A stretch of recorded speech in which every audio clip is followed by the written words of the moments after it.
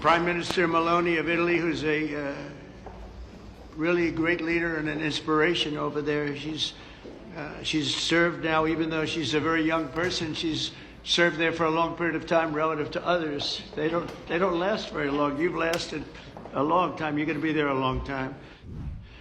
Please, Georgia, go ahead.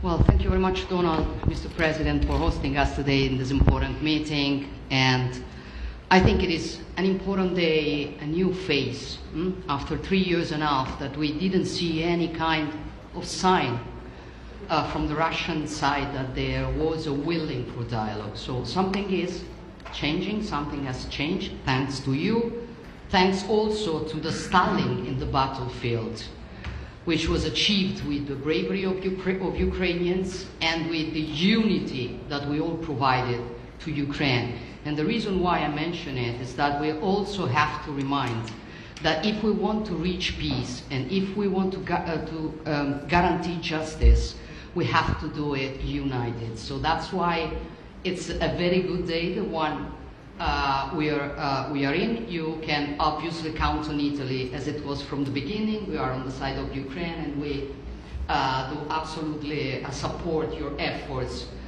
towards peace. We will talk about many important topics.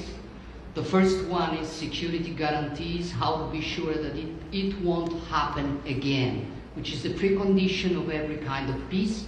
I'm happy that we will discuss about that. I'm happy that we will begin from a proposal, which is the, let's say, Article 5 model, which was Italian at the beginning. So we are always ready to bring our proposals for peace, for dialogue. It's something we have to build together to guarantee peace and to defend the security of our nation. So thank you, Mr. President, for hosting us. Thank you very much.